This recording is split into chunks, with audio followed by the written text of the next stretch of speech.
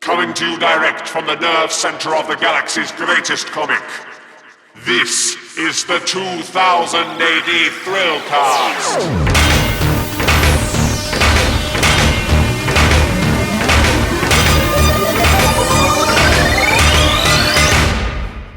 Borag Thung Earthlets, and welcome to the 2000 AD Thrillcast. I'm your host, Molch-R. Sorry this one's a little bit late. We had some technical difficulties, which meant that we're only now getting back on track. But what a corker we have for you. A chat with Colin MacNeil. Now, anybody who's reading 2000 AD at the moment will know just how great Dredd has been over the last few months. And at no point more so than now with Machine Law by Colin and written by John Wagner. This series has seen some huge seismic events taking place, and I have to start this episode with a massive spoilers tag. So if you've not been reading the current issues of 2000 AD, then I suggest either you catch up forthwith or prepare to be spoiled rotten as we discuss quite a major storyline from John and Colin. Before we get going, I thought I'd tell you a little bit about what's coming up from 2000 AD in the next few months.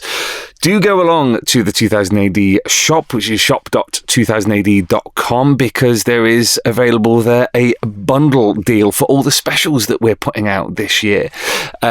You may have seen the announcement about the Core and Buster special, the Tammy and Ginty special, the new Screaming Misty special. We've got Roy the Rovers coming out. We've got an all-ages issue of 2000 AD. We're just some of those are contained in the bundle, which is incredibly popular. This is reviving some of the classic comics from the IPC archive, which we've talked about before on the podcast. Get yourself along to the shop and order the bundle because, quite an interesting eclectic selection this year of special editions. Also, make sure that you check out Osprey Games' new Judge Dredd card game, which is available from all good stockists or Osprey Games' website. Now, this is something that's been quite a way in the... Now, this is something that's been quite a while in the planning, and the feedback so far has been absolutely fantastic. It's really nice to see these card games starting to come through. We've got other games further down the line. We've got miniatures games, and there's some nice special surprises coming in the future. So get yourself along to Osprey's website and pick that up for 1 to 4 players. If you, have some friends that you would like to play with. I'm just babbling now. Let's crack on with what we're all here for, which is to listen to Colin MacNeil. Now, Colin has been an artist for decades on Judge Dredd and 2000 AD, starting all the way back in the 1980s, but known primarily for 3 big storylines. Song of the Surfer, which was the Chopper story from the 80s. America, which is one of the greatest Judge Dredd stories of all time from the beginning of the Judge Dredd magazine in the early 1990s. And then following it, Mechanismo, which was the beginning of Machine Law in Mega City 1. Now, it didn't work out too well the first time, or the second time, or the third time, or the fourth, etc., etc., etc. But as you know, if you've been reading 2000 AD, the machines are back, starting with Harvey by John Wagner and John McCrae, probably about 18 months ago, I think. This current series really picks up on that and moves it forward in very surprising and quite seismic ways. We've had the revelation about not just a new chief judge, but also what's happening to the old one. Plus, Dredd is having to make some really difficult decisions. It's an incredible strip. If you've not been reading it, I insist you pick up the last few issues of 2000 AD so that you can enjoy it and so that you can enjoy this chat with Colin MacNeil.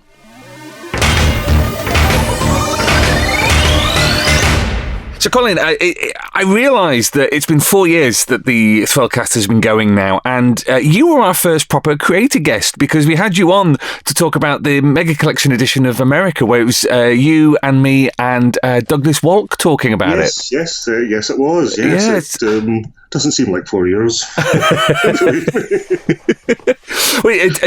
I'm kind of almost ashamed that we've not had you on since. So fully intend to rectify this with this episode. But let's plunge straight into it, because I wanted to get you on to talk about Machine Law, which is the Judge Dredd story that is running at the moment. Lots of cats amongst pigeons being cast by Mr. Wagner and yourself. We'll move on to the kind of spoilerific stuff, the big spoilerific stuff, further down the line. But I wanted to ask, first off, when you're drawing a story like this, where there are quite momentous things happening, how when you're drawing it, when you're reading the script, how kind of aware are you of the context of the big notes? Is that something that kind of comes at you suddenly, or is it always in the back of your mind? Actually, I think it's changed over the years. It's not something I really noticed in the early part of my career. Like, say, for example, when I drew America, I didn't realise quite how special that was at the time. So then looking back at it, I should have kind of realised that. But now, after a lot of experience and all that, you kind of get to know, this one's important. Obviously there are certain things like, I don't know, if Dredd were to suddenly grow wings or die or something like that, that's a big event of some variety. Yeah. So it's the kind of more subtle events like Machine Law. I mean, because you've got the end of one part of Dredd's story in a sense, with Hershey, and then you've got this newer story with Logan coming in, and a whole shifted ethos of the Justice Department, let us say. But also, it's quite an important story in another sense, which is Judge Logan, as some people might know, was inspired by a real person, a chap by the name of Stuart Perkins, who very sadly died a couple of years ago, and he was, I suppose, the world authority on Dredd, really, at the end of the day. He was that walking encyclopedia of stuff that even John Wagner couldn't remember. John would phone him to find out what did I do here? Oh, right, I remember now. Yes, thanks for clearing that up. So for Logan specifically to now become, slight spoiler if no one's read it so far, Chief Judge, is quite a nice. It's a nice thing to do with the character, but also for Stuart in a way. And it's I knew as soon as I got even before I got the script, when Tharg let me know about this story, I knew instantly that this is something special. And I was so glad to be asked to do it. So it was with Logan, it was quite emotional in some sense. Actually. Yes. Yeah.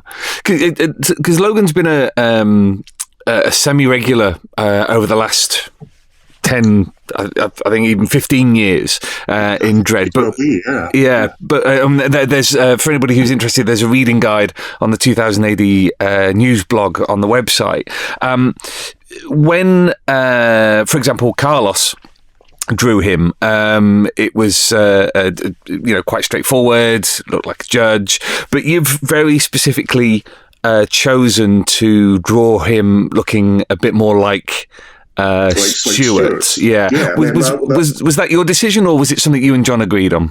Well, it was something John suggested in the script, and I thought that was a good way of doing it. Although it was quite difficult to take, often most of my actual memories of Stuart were quite hazy because it was usually in the pub at some convention that we met. So most things are hazy around that time. But I've got a whole series of photographs of Stuart when he was in the army, to the more recent stuff and all that.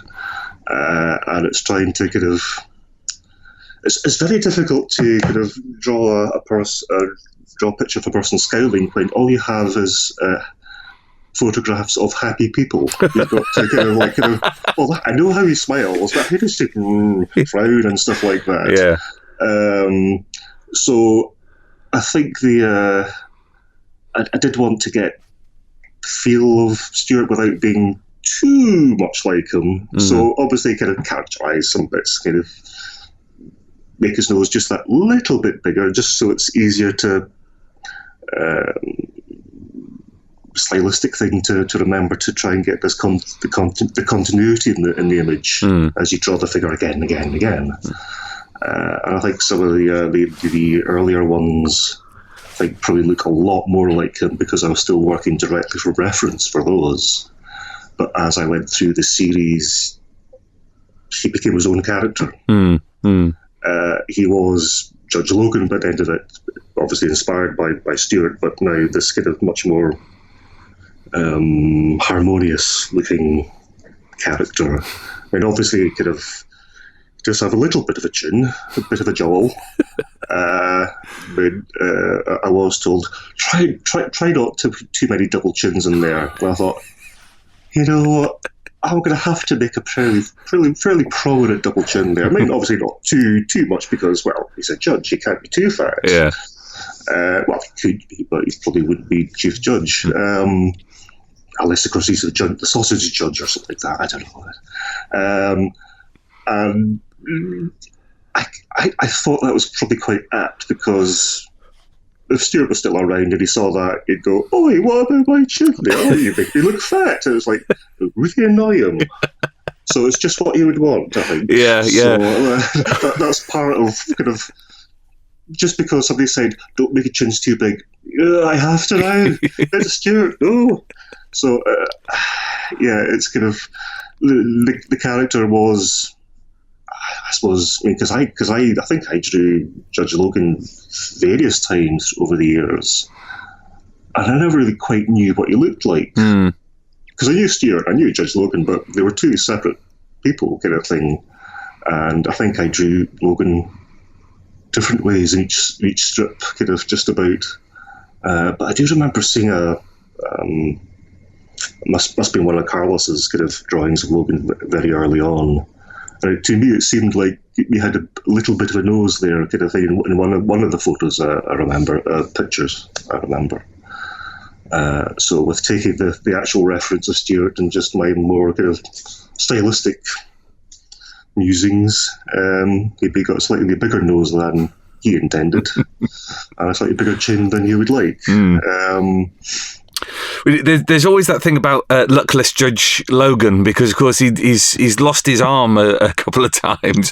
Several times. I think he's regrown it back once, and then he lost it again. Yeah. No, he got a robot arm initially. Then he had a new flesh arm, and then that got destroyed by Judge Mortis, was it not? Yeah. So in this series, he's got a nice new arm, because in the script it said kind of he's got a new mechanical arm, and I was thinking, well, how am I going to show that? Because normally, kind of Judge would be kind of dressed in his uniform, his gloves and things and all that. So unless I'm going to give him some great big kind of powered armored arm with 3 fingers and laser blasters on it, you're not really going to notice. But as long as it's said in the script, then the inference is there, and then who knows, maybe you could do a Luke Skywalker type scene where he kind of is rescuing somebody and gets blasted in the hand just before he escapes with the princess or something like that. This kind of leads me on to a question about working with John Wagner, because obviously it's been a number of years now the two of you have worked together, and your first kind of I suppose in a way major work, when we're talking about something like Judge Dredd America, I mean that was that wasn't just a huge thing for Dredd, it was a huge thing for you as well, because I mean you weren't that long out of art college, were you? Well, no, man, I went to Duncan of Johnson's School of Art, as it was called then. It's College of Art, Duncan of John College of Art and Design or something like that nowadays. But I went there in 1986, which was because it was October-ish, November-ish, 1986, I got my very first commission from 2000 AD. So I was working on that as I was doing my first term at Dundee. So by the time I actually left Dundee, I was actually a published artist. which really annoyed some of the teachers there, because our head of department at the time, comics wasn't really proper illustration. He really didn't like comics at all. In fact, I was asked to think about maybe I might want to leave, perhaps, twice. Wow. My tenure there. But I wasn't too bad. I mean, I pretty much got kicked out of my first art school, because I went to art school in Aberdeen, first of all, and ended up getting kicked out of it because I disagreed with my head of department. I think there's a bit of a theme running through my life here. So anyway, I kind of got my first commission then. So it was, what was that? Because was it February? Start of February 1987. 506, 507, 508, 509, somewhere right there. Yeah. That's 32 years ago, just the other week. Wow. So it would be, I think, 1988. I worked with John on the Chopper's first solo story. And then just as I left art school in 89, my first job after I left art school was drawing Chopper Song of the Surfer. In fact, the very first page of Chopper Song of the Surfer was in my degree show, because I'd done that first while I was still at college. And then, of course, kind of very quickly over the next couple of years, because it was, 1990, I think it was, America came out. So in between that and Chopper, I did The Death of Johnny Alpha. Yeah, yeah. So there was a very quick progression of kind of learning how to draw comics in black and white, and then, oh my goodness, I've got to do it in colour now. Right, okay. So I spent kind of 2 years kind of building up very quickly to this America thing. And when considering the amount of time that you've been working with John on Judge Dredd, and I've asked this before of other artists who've had a long relationship working with him, is there a greater or lesser degree of trust that develops over time, that he knows what that you know what you're doing and you know what he's doing, so you almost develop a kind of shorthand? Is that something that you've noticed? Well, I think we've always.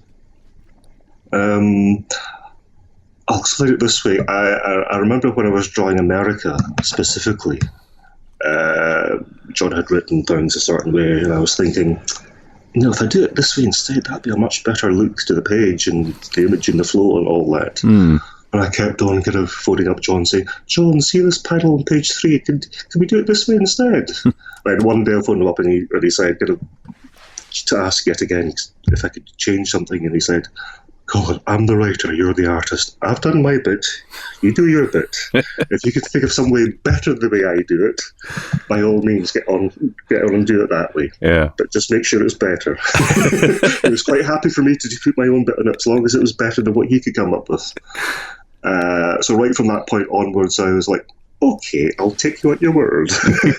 And it paid off in the end. So now, time we get 30 years later, just about, on Machine Law, I don't even bother telling anybody what I'm doing anymore. If I'm going to change something, I'll just change it, and then I will, because I'm still one of those people who actually sends bits of paper off in the mail. It's 2080. I think there's maybe just me left. Maybe there's you and there's you and there's Simon Davis, who. He normally comes into the office. Yeah, he uses an excuse to get out of London, I think. So when I send stuff away, then I email the editor to say that it's done its way in the post. Then I'll say, oh, and by the way, I've changed this, that, and that. Hope that's okay. When it's far too late. Yeah, I mean, no one's ever come back and gone, actually, can you do it the other way? No one's ever said that. In fact, occasionally people have gone, oh, what a great bit in that comic. Oh, John Magno's a great writer. It's like, no, he wants something completely different. I did it that way. But that's okay. As long as people enjoy the comic, that's all that matters at the end of the day. Brilliant. Well, that kind of leads me on to a question I was going to ask about Machine Law, because there's a couple of really nice splash page moments where you've taken up most of the page with a single image. One of them is Dredd and Hershey looking out over Megacity 1. The other is Dredd having just delivered a little bit of grievous bodily harm in the alleyway. Yeah. Is that something that was in the script, or are you picking out these moments and thinking, well, actually, this deserves more space? Well, the first one where you have Dredd and Hershey sitting the bikes together in the dark, just kind of looking out over the city. That was John. He put that in the script. That was just as it was. All I did was choose the angle. I knew you had to see Dredd and Hershey on the bikes and the city. That's all that was important. So I just chose my choice of the angle just to kind of. I did think at one point kind of doing them more kind of viewing it from right behind them, so they're kind of in silhouette, kind of take up the entire page. Then you got the entirety of the back page filled with the city. And I thought, yeah, it's a dramatic image, but it's not right for this quite emotional moment.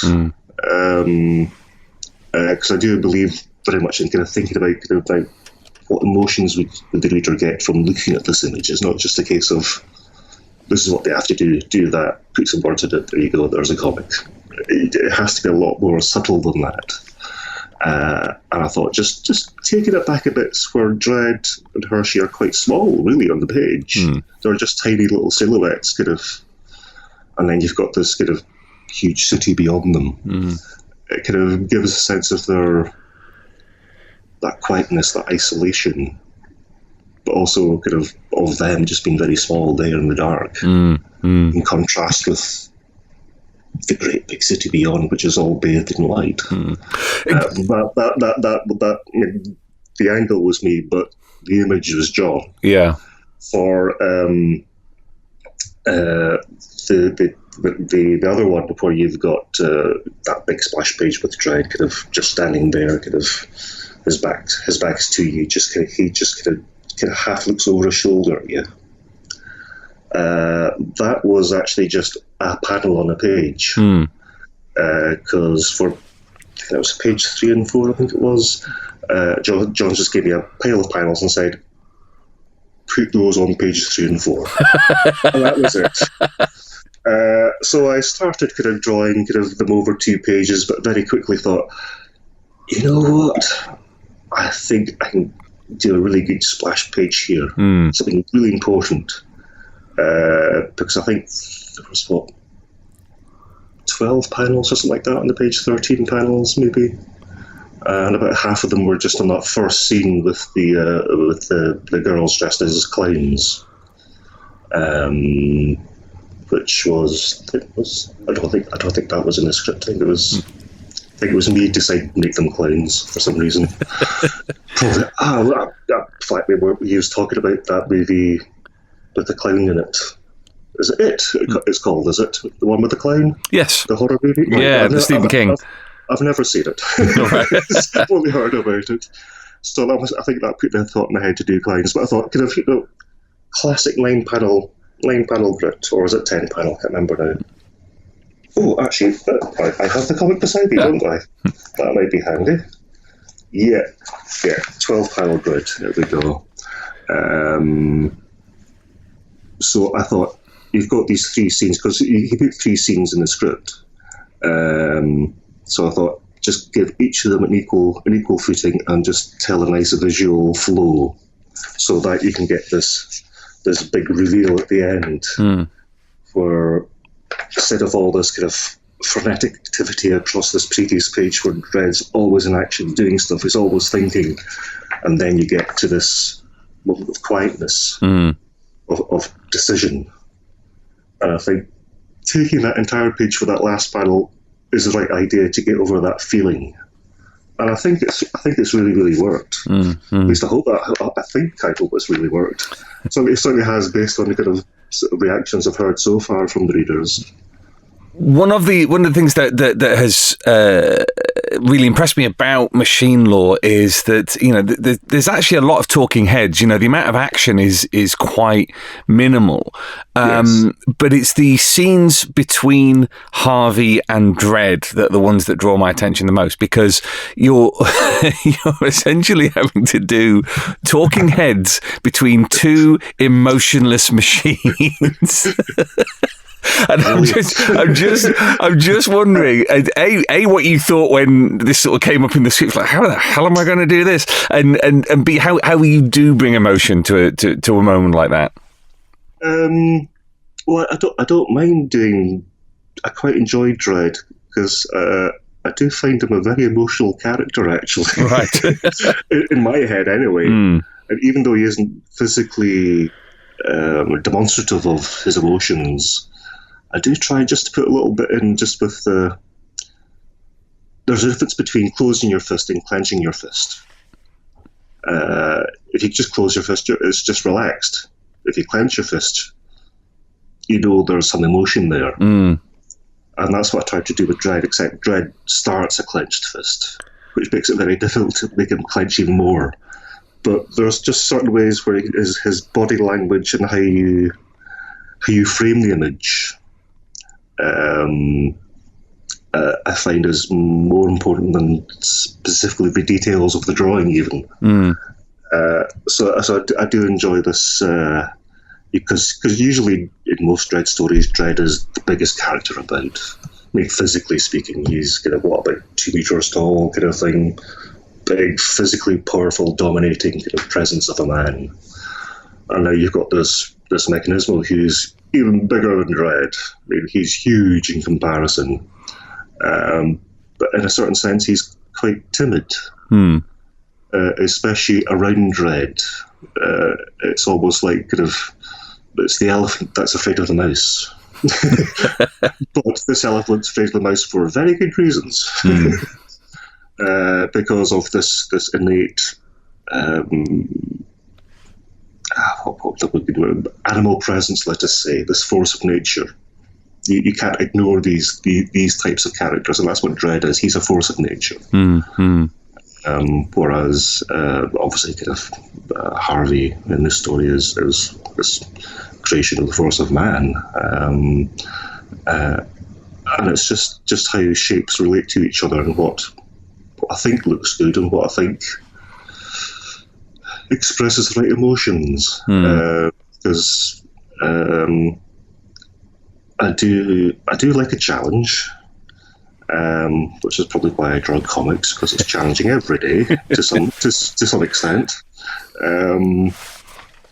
Because I've done a few comics here and there, which have had lots of talking heads at various times, and I do personally find talking head stories extremely boring. Right.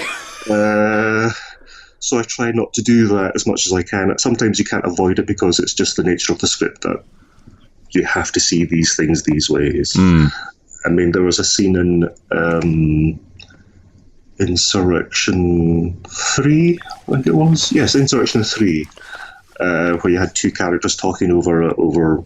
They were in the mess hall on this spaceship kind of thing, just reading or just talking there as they eat kind of thing.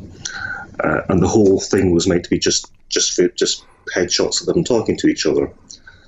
I thought that was really boring, so I thought I'll put a couple of headshots in, but I'll put this other scene in the middle instead of drawing heads again. And that's with this guy eating his jelly or whatever it was, and he's got his plastic spork. And just as you get this line of dialogue from the other character that shocks him, you can see his spork breaking in his foot. It's a very tiny thing, but I did hear from Dan after that. He thought that was really, really nice scene. It was a nice inventive way just to break the page up, so it's not just talking heads, but you have this kind of, it's like what was the guy that did the Seventh Seal and all the Swedish? Bergman. Yeah. So I remember Stephen, it was some movie critic chap talking about the differences between Spielberg and Bergman. I mean, in Spielberg, the intimate moment is kind of quite a big dramatic thing, but the big dramatic thing is what it's all about. But in a Bergman movie, a big dramatic thing in a scene could be something as simple as somebody lifting a bit of fluff off their jumper, and that's a big dramatic part of the scene. I just want to get something a bit like that into there, just focus on something really small in the scene, which becomes the focus of the scene in that imagery anyway. You've answered the question, which is, how do you imbue a conversation between Dredd and Harvey with emotion? Yeah, just for trying to, you just try and find that thing in the scene, whether it's kind of a difference in size or whether even putting or not at that point, or whatever the heck it is, you just try and play around with the images. So I do remember getting some advice on writing from some of the editors at DC Thomson in the 80s when I worked for them, because I worked for DC Thomson as well when I was still at college. And one of their advices about writing a script in particular was if you got to have two people having a conversation, at least have them round at a hall or something, jump over a wall, whatever. Just keep the imagery moving. Don't just have them sat there talking to each other, because that's boring. And they're right, it's boring. So running down a hall, lobbing a grenade randomly, eating pudding, it doesn't really matter. It's all things just to distract the eye as you hear this conversation happening. And with something like that, is this intuitive now? Is it something that a process you go through as you're drawing, or are you sitting down at the beginning and thinking, well, this is how I need to do it? It's very intuitive. I've said for a fairly long time, I'm not really a comics artist. I'm an artist who works in comics. Right, okay. Because most comic artists I know who've done this job as long as I have can just sit down and rattle off any character. Somebody wants a drawing of this, there you go, done. They don't really have to think about it per se, in order to do it, whereas I still have to, because I'm still trying to find a better way to portray it, or change its emotional context, or I'm always relying on the my emotional connection to the image, to the character, to the story, to whatever part of it, and that's what I rely on to give me these insights into, like, breaking that page 3 and 4 of that Dredd episode down into 12 panels on one page, so you can get this one big panel on this page. That's part of it's obviously experience, just by seeing different comics over the years and seeing the writings of many great comic writers. But it's just down to that feeling of this would be good if I could get it to work this way, because I know that could push the reader's emotional relationship to the comic a way which I would like them to move in, so they feel closer to the protagonist, antagonist, whatever it is. Because that was something which happened again in Insurrection 3 with Dan Abnett, because in the original script, because again, spoilers, if at the end of book 3, the hero of the story, Luther, dies, and in the original version, Dan had decided he was going to die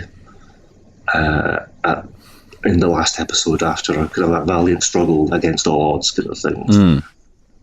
And I said, no, can we kill him the episode before?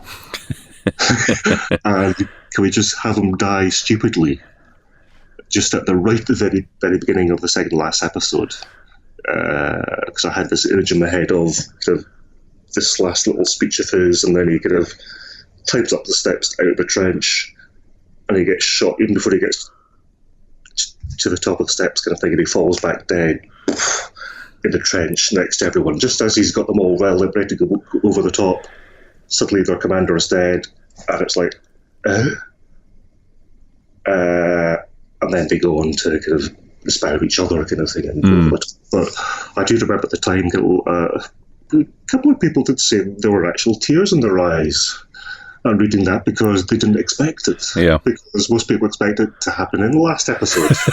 Or maybe somehow they might survive and there might be another series after that. But they really weren't expecting that emotional tug in quite that way. And that was definitely planned by me in that sense, kind of thing. It was like, I've got this feeling, and we didn't do it this way. I can't quite explain why, but I know we have to. And I'm that kind of artist, which is why sometimes I can do some really, really good stuff and really keep pushing the boundaries of what is expected, even after 32 years now. So.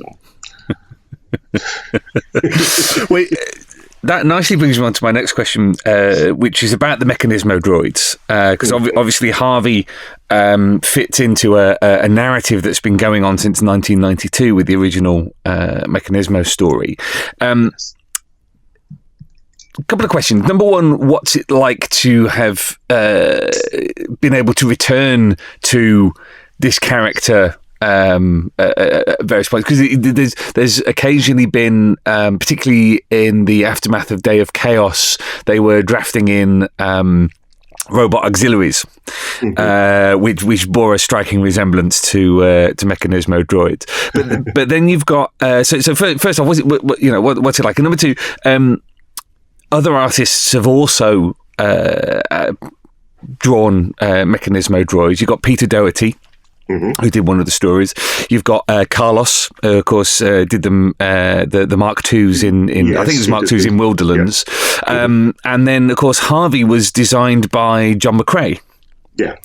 So, twofold question. What's it like having been with these characters essentially for so long? And two, what's been your take on how the design has shifted and changed? It doesn't seem that long ago. I know it sounds a bit cliched, but it's like, really? Am I 53 already? But I was just having my tea. It was just kind of, it's kind of strange. I hadn't really thought about it until you really asked just but then that's what interviews are for, just to kind of, as much to inform the interviewee as the listeners. It's I suppose it's a bit like America actually, and Judge Beanie and all that. They're all things which kind of came out of that kind of. I suppose even Chopper going back to '88. Maybe. It's weird seeing other people do your characters. Yeah. I'm sure this has been the same for every artist through the years, kind of thing, and will be forevermore, because they're kind of, oh, you're not holding my child properly. It's that kind of reaction when you see somebody else going to do your thing, and it's.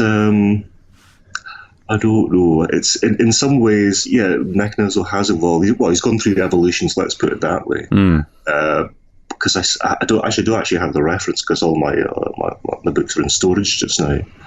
But I'm sure there was a design, one of the early designs which I rejected for a Mechanismo unit back when I designed them originally, which looks kind of. That's almost the basis for a starting point for the current version of Mechanismo. Oh, really? Yes, because there was one which was very, very chunky. It's like an armored dustbin on legs, kind of type thing. And in a sense, that's what the modern one is much more. He's got much more greater bulk. I mean, I think I may have drawn him a bit large, and maybe his size does kind of wibble a bit, but then that's always to be expected with new characters and stuff like that. It takes time to bed down. So some people's renditions I've been quite happy with, others not so happy with. Yeah. But at the end of the day, it's only my versions that matter. I mean, it's just like John Wagner on Dredd. It's like, other people can like Dredd, but it's only my ones. I have heard him say that in the past. if Dredd writes it, it's continuity. It's in canon. Mm-hmm. If somebody else writing Dredd, probably in canon, but it doesn't necessarily have to be. It's that kind of difference kind of thing. Yeah. So whenever it's somebody else drawing a character which is, well, in a sense, my creation, kind of, I was there at its birth kind of thing. It's like, yeah, it's kind of fair enough, yes. But really, the only ones I'm really concerned about is the ones which I do, because I have to admit, anybody of any sensitive nature listen to this, close your ears now, because I haven't read a comic in over 20 years at all. Oh, okay. I stopped reading comics because I wanted to focus on me, how I saw things, not necessarily how I got tired of trying to kind of be constantly checking myself against what other people are doing. So I'd always kind of see other people's work. Oh, that's an interesting way of looking at that, and then try and incorporate it into my work and go, yeah, that's how they see it. It's not how I see things. So I've spent the last 20 years just trying to find more about how I see things. I do things my way. And I think it's starting to pay off now. over the last kind of 8 years or so, or 10 years, kind of thing, it's really begun to start to push towards something kind of a lot better, I hope. I think. Okay. I was going to say something else there as well. Can't remember what it was now. If it's important, it'll come back to me later. One thing I was going to ask about was your approach to drawing robots, the humanoid robots, because you had a lot of practice with Insurrection, drawing a vast array of different kind of boxy robots and round robots and all this, that and the other. Often in every panel. Yes. Oh dear, was that a bit of a chore? No, because I chose to do it. Oh, right. I said, in here, instead of just having this bit, I'll draw the entire battle of robots. I was quite happy. If it's something I really enjoy, I don't mind putting all the extra hours in to get all these bits in there. I really enjoy that. And robots, I always enjoy robots. Robots are fun. The episodes that really struck me were the ones with the masses of pipes.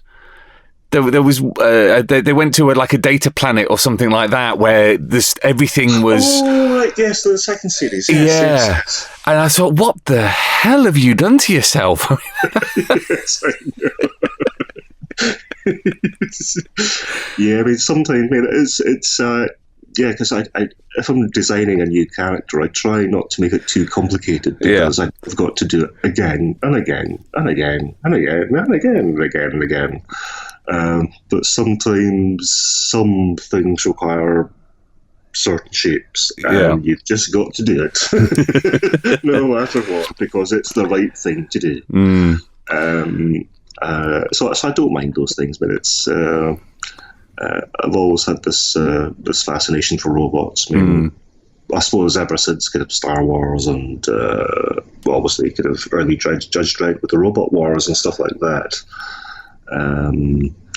They've always been an interest to me, and kind of various kind of interests in mechanical engineering and science and stuff like that when I was a kid, because I was one of those kids who changed constantly their interests. Okay. I mean, one week, I think for about a month, 2 months, I was learning to play the bagpipes.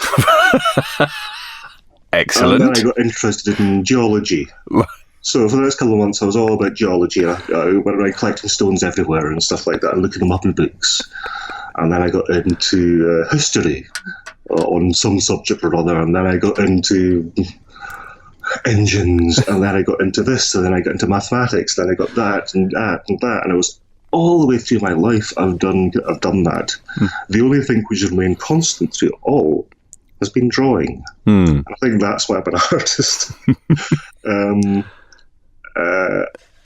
I actually think that's probably why I'm in comics, because having a good general knowledge of everything is a damn fine, handy thing to have when you're asked to draw just about anything for your job, kind of thing. Now, obviously, it's a lot easier now because we have Google instead of having experiences and memory and kind of a bus ticket so you can go to the local library. Because certainly when I was doing America, I remember going down to the local library quite a few times to kind of look up reference for New York and stuff like that. Because I didn't have any books which had pictures of the Statue of Liberty in it. So there was a couple of books which would have been in the Perth City Library, which were the ones I used to draw America. So if anyone's picked up any books from the mid-80s from Parthink and Ross, it's well, is it if it might be the one. if they're still there, I've got a funny feeling they're about to disappear from the library catalogue. Because I think listening to the interview that we did in the first episode of the podcast, there was I think one of the scenes from America was literally, I think, a photocopy that you'd taken of one of those books. Yeah. Amazing. Yes, that was original cut and paste, when cut and paste actually did mean cutting and pasting with bits of glue and sharp knives. And you could literally spend blood, sweat, and tears on a project. Because you only had nine fingers by the end of it. One of the reasons I wanted to know about the robots was because Harvey reminds me ever so slightly, and this isn't a direct thing, this is just like a random neuron firing in my brain. It reminded me very much of, do you remember doing Canned Heat, which was a one episode thing for Earthside 8, the kind of perspective. That's what they called it at the end. Yeah. I think it was called Alternity. Was the original name for the title, I think. Yeah. And I mean, it kind of, like I said, it set off a memory, and it's because of the feet. Because instead of because in the original design of Harvey, he's got like 5 toes. I was like, he's a robot. It doesn't really matter whether he kind of aids his toenails or not. They're irrelevant. So I just gave him kind of 4 stable points to work from. If you got enough kind of energy kind of available to power whatever pistons and stuff like that, hydraulics, that's all you need. You can do any direction at all. So I thought, just keep it simple. And anyway, drawing toes takes time, and it's easier to draw 4 than 10. Yeah, no, absolutely. And because I had a similar sort of thought when I was doing Canned Heat. But there he was, because it was kind of a pastiche on, or a mistake, depending on your viewpoint, on Robocop, which was itself was a copy of Judge Dredd, in a sense, kind of thing. So didn't want to make him kind of humanoid, and in fact, I think in the script he was meant to look very robotic and not humanoid at all. Right. He didn't have this kind of almost human creature to deal with, like he did in Robocop. It was kind of completely alien kind of robotic design. So part of that kind of was putting, because I think he had 2 toes or 3 toes at the front and 2 at the back, or something like that. He had 2 at the front, 2 at the back, and then 4 fingers. Yeah, something like that. I haven't actually seen it for a long time, actually. But yeah, I mean, if you find a design which works, keep going with it. I mean, that's why we still have wheels. It's so interesting to me to see the continuity in the way that you do something like robots. You know, I find that kind of through thread fascinating, even though your style has changed between then and now. You know, you can recognise a Colin MacNeil robot.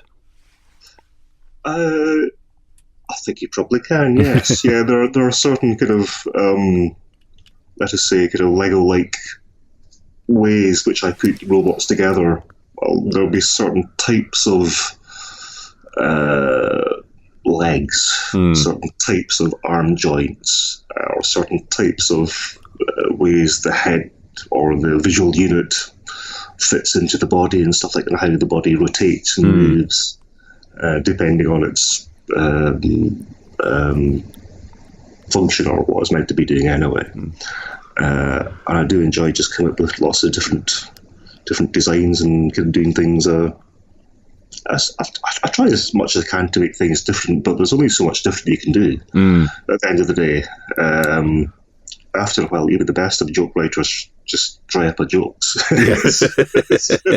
Eventually, the bag just is empty. Yeah. Until you get another bag. So there are certain kind of repeating elements. I can't necessarily quite define them all, but certainly the two toes at the front and two at the back is there pretty much all the time somewhere, because it's just a good, on very simplistic terms, it's just a very good kind of device to have for stability for a foot kind of thing. So they're always there. Actually, I was speaking to someone recently, and he mentioned my robots as well. Actually, just literally the other day. So right, it's quite weird that you asked the question. I wanted to ask about the evolution of your style, because the buzz that machine law has been creating has seen a lot of people online sort of suddenly, who don't normally interact with 2000 AD stuff, suddenly go, oh, right, okay. I remember reading 2000 AD back in the day, and a lot of them reference your painted style. Now, yes, we talked, I seem to recall in the first episode of the podcast, a little bit about the choices that you made and the reason you had that style.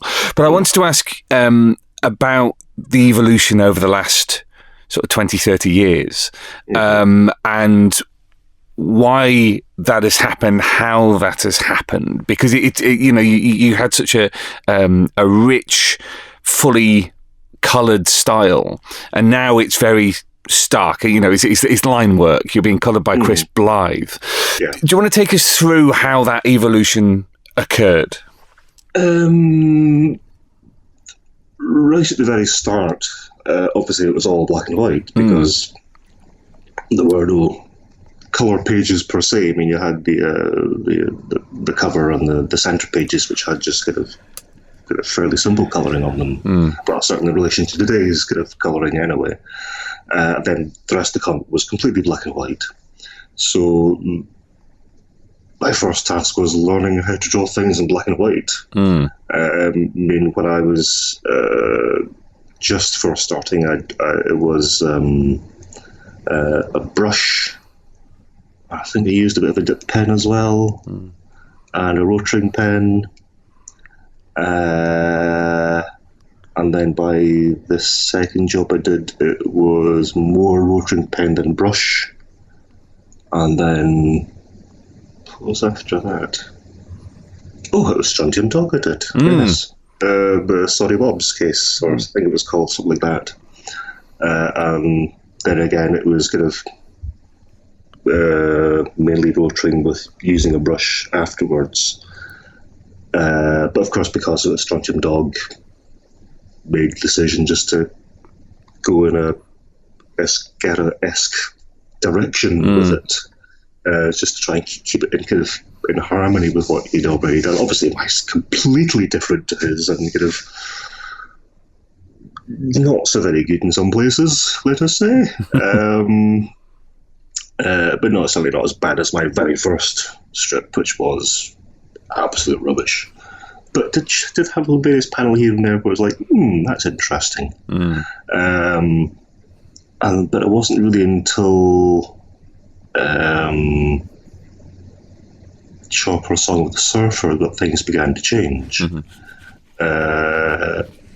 Because I had done the first Chopper Soda series, Earth, Wind and Fire, previously, which was just continuing my kind of learning process using this black and white style of rotring pen with a brush. And then about halfway through Song of the Surfer, who was extra then? Richard Burton, maybe? I think it might have been Richard at that time. Somebody else was late, because by that point I think they started doing some coloured stuff. Mm-hmm. Yes, of course they would be. Otherwise, why would they be asking me to do something colour? Somebody else who's meant to be doing the strip with the colour bits in it was going to be late. There's no two ways about it. I don't know who it was, but they were just going to be late. So, any chance I could turn Chopper into a colour strip now? And of course, I'd already done half of it. So, like, what we could do with this? I don't have time to do that and get all this painted in time for the dead. Don't worry, we'll get somebody else to colour that. And it was Perkins. Tim Perkins. Tim Perkins coloured that. But from the start of the race, because it coincided with the start of the race, which was a good time for it to change, kind of thing. But I learned to paint. Choppers over the sofa. I tried lots of different ways and did different things, and kind of, that worked, that didn't work. Right, okay, this one, let's try this. Okay, let's push. Well, what can we do? Let's get more red ink, shall we? Yeah. And just to experiment that way, and just got to the end of that. And then I think the next major thing I did was Stunt Dog with the final solution, so the death of Johnny Alpha. That was the first time I actually started painting properly, because a lot of Chopper was essentially just colouring and then some stuff on top just to make it look like it was painted. But Death of Johnny Alpha was the first time I actually put like layers of paint and watercolour and stuff like that, and started to build up this much richer image. And then obviously kind of that culminated in America, where I was doing that and then adding some new elements with, because I start using coloured pencils or some panels which are just coloured pencils. I think there was a scene where America's gone to Benny's house and they've spent the night, and there's a panel at the end, a couple of panels near the end, and the one panel there's just a shot of her kind of looking over her shoulder, talking about her time after she had been arrested by the judges, and she had her baby taken away from her and all that kind of stuff. There's just that picture of America there, just in coloured pencil, and it's right for that little emotional kind of, because you got this much stronger kind of colour stuff, and then there's just much softer bit just as she kind of goes into her recollections. Just changes how your eye relates to it emotionally. the surface of the page, the look of the colouring. And it was about that time that I was beginning to get the first inklings of this is how to, for want of a better word, manipulate the reader. And then over the next, what did I do after that? I think Mechanismo was the next big thing I did after that. And that was another radical change in style. Because I think I just got a bit burnt out by America, because it was hugely labour intensive. And lovely work, but I had no life. During Mechanismo, I had somewhat of a life. Maybe a bit too much life some nights. But also it was, I did simplify things down a bit. I also wanted just to be a bit more expressive as well, because I think I'd got very tight with America.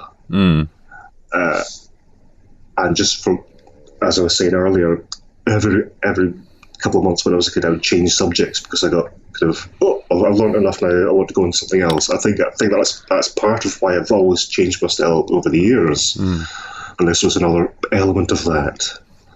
And then I just experimented over the next number of years with different things. What did I do after that? I think I did a bunch of stuff for Marvel. So I did Savage Storm of Conan with Roy Thomas. Did a couple of issues of that, some covers, and did much of the last kind of a few covers for the Conan comic, which had been running since the early 70s. I did the final issue of that.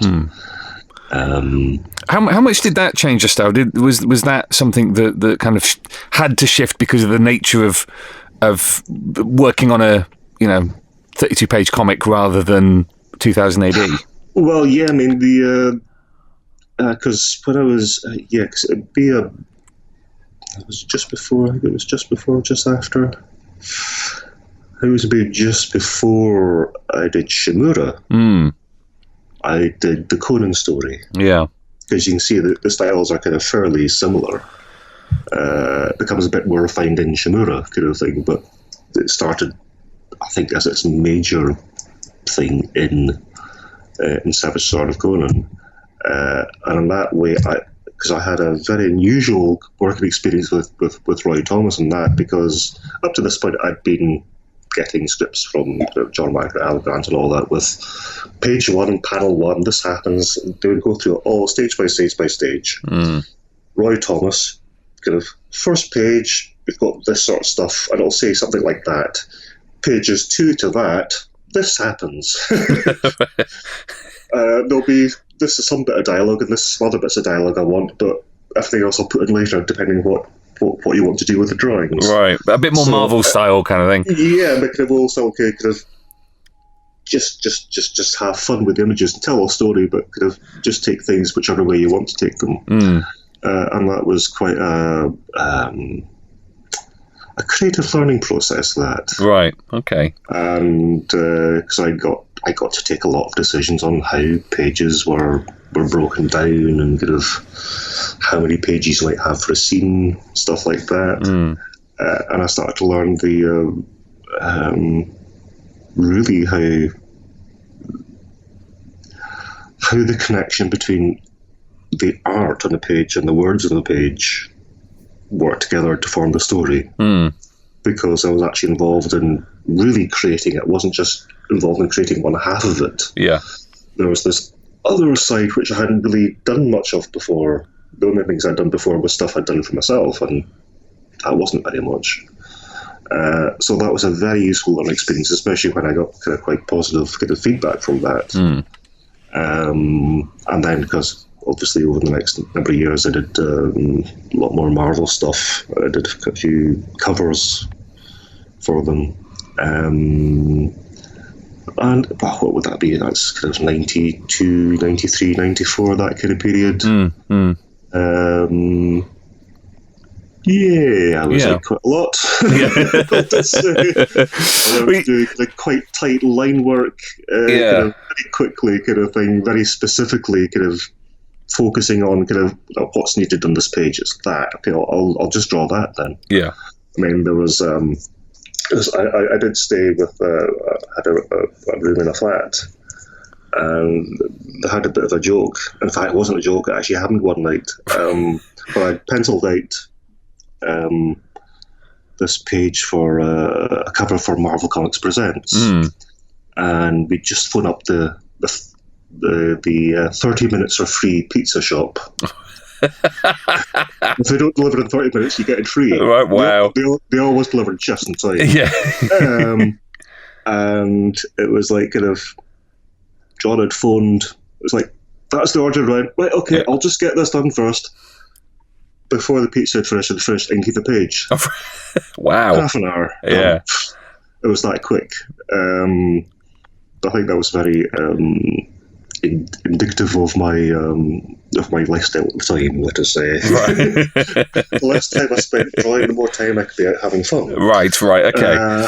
And then, kind of obviously, later 90s, I did a lot more stuff outside comics. Kind of done a game called Magic the Gathering and other trading card game, collectible card games, kind of CCGs, that's what it's called. Yeah.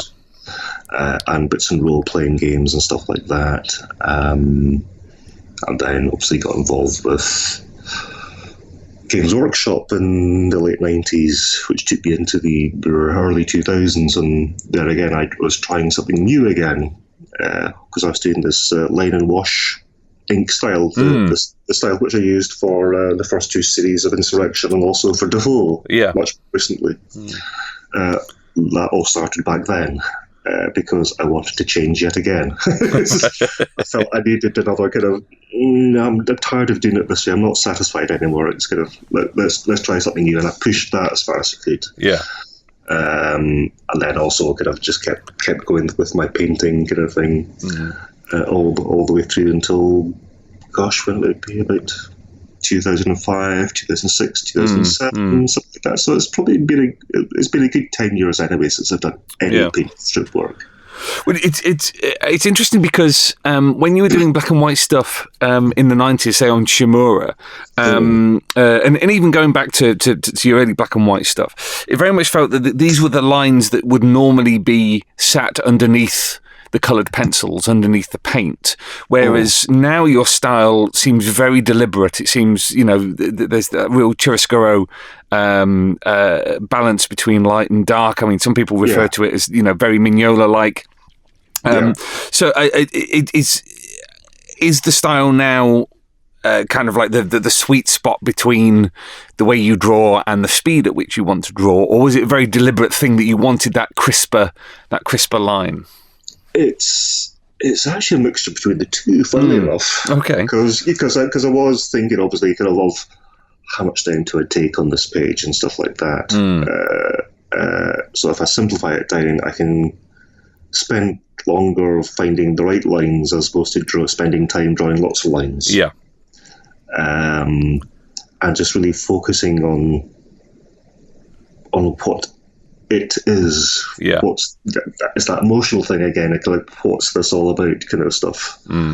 Some pages don't often get quite enough time to really work that out. But you always try to put in as much as you can. But yeah, it is much more it's either this or that. There's no middle ground anymore.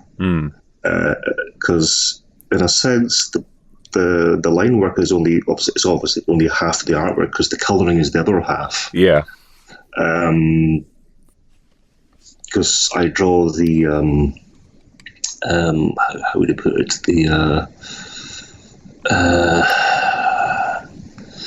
It's kind of like broad strokes, but you got fine details in the broad strokes. Sure. And the colour adds the broad strokes to the top of that. So. How to describe this? You've got this very strong, straight, kind of flat artwork. So if you add just a bit of hump to light, let's say, so it's not just flat, but there's a bit of a three-dimensionality to it. In some sense, it doesn't have to be completely three-dimensional or kind of reflect everything, kind of. But as long as there's some sort of kind of roundness of feeling there, that roundness of feeling and that kind of straightness and boldness underneath, I think works really, really well together.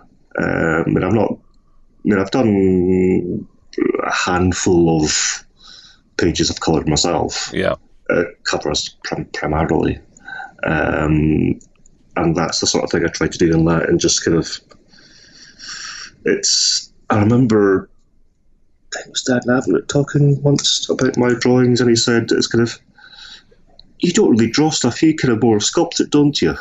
Almost. And it's like, kind of, well, I suppose you're right in a sense. It's just kind of, I'll take a chunk off here and a chunk off there. Look, there you go. There's these shapes which now symbolise dread, and that's why you get that very heavy, jaggy, almost sharp line thing coming from, mixed with the very heavy blacks, the very sparse whites kind of thing together. Because that also goes back to a very early piece of advice I got from Mike McMahon when I was, gosh, how would I be, 17 maybe then? Because I was living in Inverness in the north of Scotland, and he was in Edinburgh doing a signing. So I came down all the way on the train from Inverness just for the day, and it was a long journey. It was over 5 hours. At that time, it was a very slow train, And I tromped all the way up to the shop and got there, and I was like, oh, they've gone for lunch. It was like, oh, no, I've got to get my train in 45 minutes. So I had to leave my artwork and kind of, with a wee note, and kind of, my brother would be back in Edinburgh in a couple of weeks. He'd pick it up again. Right. I had this lovely little letter from Nick, which I still have, and he was saying, "Yeah, you have some interesting stuff you're doing there, but have you ever thought about, instead of just increasing the thickness of lines and stuff like that to signify kind of weight and kind of difference between shapes, why not think about the light and dark of an image?" And he redrew one of my images, just in a little kind of thumbnail, and kind of where I had left kind of just kind of bold lines with lots of cross hatching and stuff, but it was not really different enough to the rest of it. He just blacked it all in. And then kind of you got this kind of use the light and dark to make the image spring out from the page. Yeah. It's been lost amongst all the lines on the page at the moment. And that's what I'm doing now more than ever, is just looking for that kind of strong image just to punch out of the page. So you got that punchiness, the roundness, all work together. That's what I'm trying to do anyway, and I think I'm succeeding. I think I'm just on the verge of something changing yet again. Okay. Not quite sure what. I mean, that splash page we were talking about with Dredd in the alleyway. That's one of the pages. That's what I'm talking about. I think I'm getting closer to doing more of that on every page. Yeah. Because I actually took 2 days to draw that page. Okay. The first half of the first day was just staring at it, doing kind of some light kind of put blue pencils on it and going, no, rub it all out. Draw something else. No, rub it all out. And then I got part of the shape. I was like, ooh, there's something. I'll walk away for 10 minutes, go have a cup of tea and a cigarette next door, come back. Still looks good, right? Okay, keep extending it. And then I got to a certain stage and I thought, I'm going to start inking now. I don't know what I'm doing with this bit. I don't know what I'm doing with that bit. I know in this emotional way that central bit of Dredd is perfect. Yeah. So I started inking straight away, then worked all out later, and it all came out from Dredd. Well, actually, it specifically came out from Dredd's bottom. That's what I started with first, actually. I could have indicated where the shoulder pads were, but I actually left the head till a lot later. But I knew I had this kind of weight of the figure there. You could see just a hint of light on his uniform kind of thing, and then it just all tails away into black, into that kind of much flatter shape. Yeah. But yeah, the first kind of definition of it was Dredd's bottom. In fact, I probably spent about half a day the following day staring at Dredd's bottom, because there were a couple of extra lines in there, and for ages and ages I was just kind of not satisfied with. Why am I not satisfied with it? I've got 3 tiny lines of white too many. Yeah. Took those out. It was like, oh yes, brilliant. Whew. I was so happy after that, and then I could get on and finish the rest of it in the background. Okay. But yeah, it's just understanding the image better. Maybe is a way of describing. I don't quite know myself, to be honest, really. But I do have certain theories about it. Let's put it that way. Okay. I wanted to ask about your relationship with your colorist, because obviously, as your style has shifted away from you colouring it yourself, people like Chris Blythe have stepped in to take over that role. What's your relationship like with colorists? Are you generally happy with how things are? Have you had to learn to trust them over time? I don't trust anybody colouring my work except me, I'm afraid. I'm much too OCD. It's like, you put the wrong shade of pink, or whatever it was. It's like, why did you leave that white patch there? Because it's got writing on it. Well, it's just because something's white doesn't mean it's light. It just means it's not black. That's all it means. Yeah. So I've always been. I mean, every piece of work I've ever had done that's been coloured by somebody else, no matter how good they are, there's always like kind of, that bit's nice. Not sure about that bit. I made a different choice there. It's like, oh, why did you do that? It's like, Yeah. Orange? What? It's obviously blue, that bit of white and page there. Any folk, well, it's so I will, when the comic comes through the door every week, I'll have a look at it for a minute and kind of go, right, yep, it's all coloured, there's letters, there's words in it, my name's on there, did I spell it correctly? Good. Then it goes on the shelf. Because it's like, it's like a slightly out of tune piano. It may be played well, but still slightly out of tune. And I do find that quite grating, but I have to accept this. It's just one of those things in comics. It's like, kind of, if you don't like the sight of blood, don't become a butcher.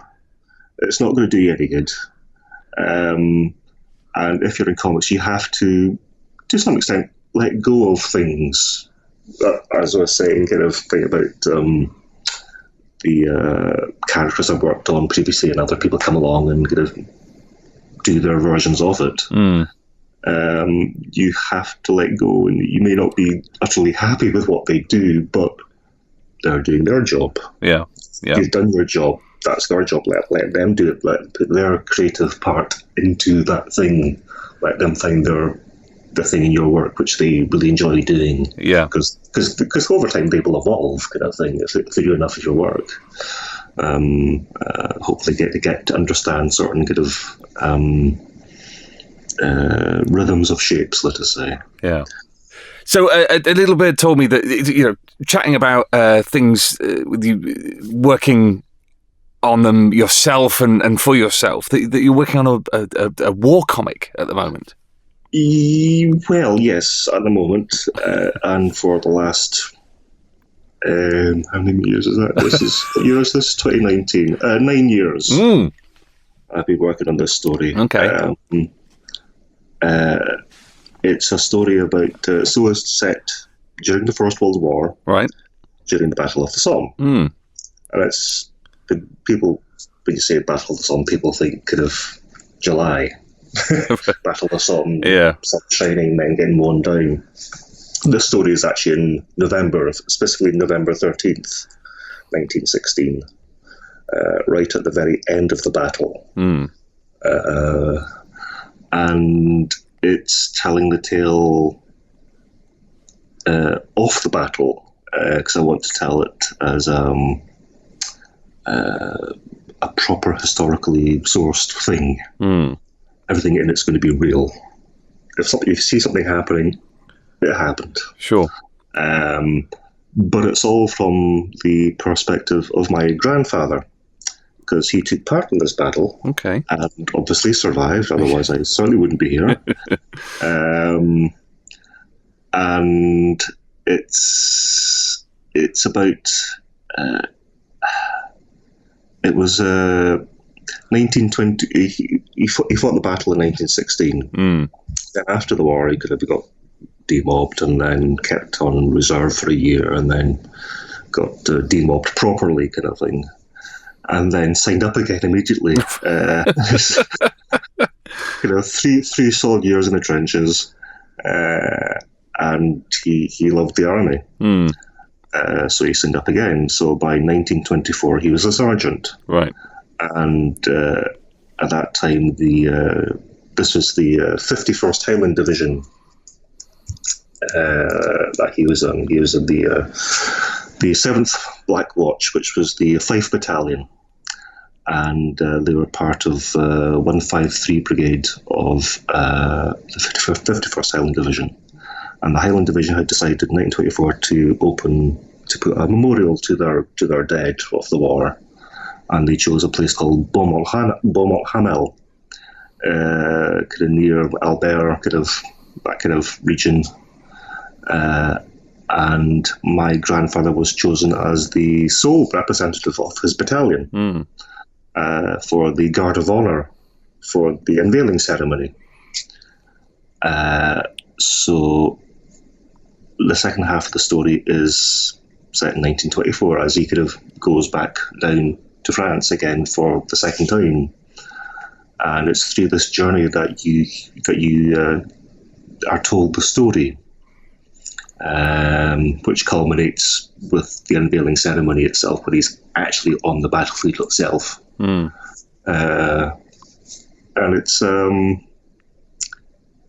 it started off just as interest in it, because I always knew my grandfather had fought in the First War. He'd won medals and stuff like that. Well, sorry, wrong terminology. He had been awarded medals for bravery or stupidity, depending on your point of view.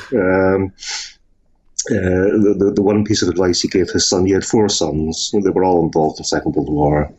His advice to them was, don't volunteer for anything, says the man who volunteered twice and got 2 medals for it.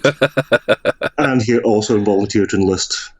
The first day he wasn't conscripted, he actually volunteered in 1915, and then volunteered again in 1920 would be again for the army. So for a man who could have, then of course to top it all, in 1938 he enlists again, because he left the army in 1930 because, well, there was no jobs about, so he got on his bike in Dunfermline, just north of Edinburgh, and cycled all the way to London, to Tilbury, to the docks, and got a job there. Good God. And then sent for the family, and my father remembers travelling, he was only 5 years old at the time, and they travelled down by horse and cart all the way to London, with all their belongings on the back of the cart. They slept out under the cart, under the stars, every night till they got there. Wow. They spent, about 2.5 years in London, and then my grandfather heard of a job back in Dunfermline, so I thought, right, I'll get on the bike, and he got to just beyond London, which is probably well within London now. This was 1933 at the time, when a sports car driven by a toff, and that was the words that's been passed down to me, came speeding along, knocked my grandfather off his bike, kept on going, didn't stop. My grandfather picked himself out of the ditch, dusted himself off, picked up the bike was wrecked. Wow. What would he do? He threw the bike over the hedge and walked the rest of the way back to Scotland. And then, of course, 1938, he volunteered for the Second World War, and he had various adventures. I must admit, he was in North Africa and Italy and all sorts of places. And, he's quite a character. So part of the whole studying about his time in the First War was a way of learning a bit more and understanding my grandfather a bit better, and through him understand my father. Sure. Because one of the actually, no, I won't tell you this. It's a surprise. Spoiler for the book. No, it's a really cool thing, but I can't say. All right, okay. But it's really important. But it really does just give you that little kind of at the end kind of thing. But yeah, this has been a long ongoing project. I had intended it to come out in 2016 for the centenary of the battle, but because of logistics and stuff, that wasn't going to happen. Yeah. So 2024 it comes out. Right. So 5 years from now. Okay. And I've still got thousands of pages of war records to read. I've already read thousands of war records and been in contact with the descendants of various men who served alongside my grandfather, and got letters and photographs of other people's families and stuff like that. So I can... because as I said, I want this to be historically accurate to me. Okay, brilliant. Well, I'm looking forward to reading that. That sounds absolutely fascinating. Oh yeah, I mean, I can't wait to read it either. Because the thing about that is, I'm going to do it all myself. Right. I'm obviously doing the research, and I'm going to do the writing myself. I have had offers from various well-known writers for help when I get to that stage, kind of thing. And then obviously kind of draw it myself. There's going to be in colour as well. Probably digital colour, I think, just for the ease of working with huge amounts of detail. Yeah. And then, of course, I will publish it myself too, initially. Just so I have full control over everything. and I can get the official thing done for the ceremony for the centenary of the unveiling, because I'm sure there will be a big ceremony there at that time. And then once I've done that, then I can look for a wider publisher to publish a kind of much, so it gets out to more people rather than just a few thousand people.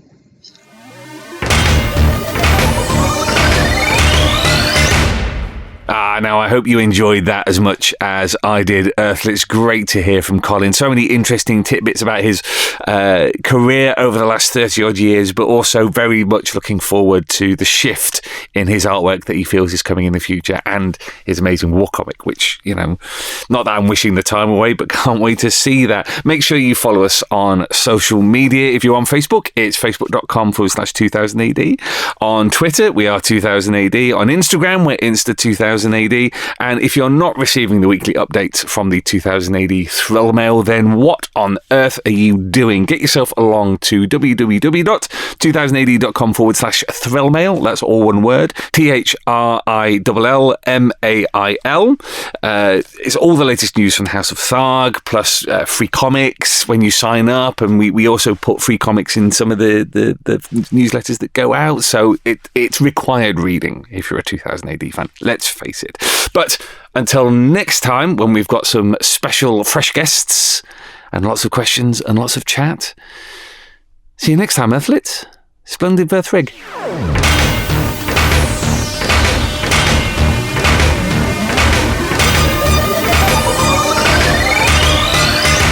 Alert, alert, alert. Fill power levels dangerously high. Alert, alert. Read 2000 AD every week. Ask your comic book store or newsagent now. Subscribe to the galaxy's greatest comic at 2000ADonline.com. Subscribe digitally on our apps for Apple, Android, and Windows 10. And download DRM free copies from 2000ADonline.com. Alert, alert. Stand by for urgent updates. Search for 2000AD on Twitter and Facebook. Watch the latest videos at youtube.com/2000AD online. And follow on Instagram at Insta2000AD. Program complete. Shutting down.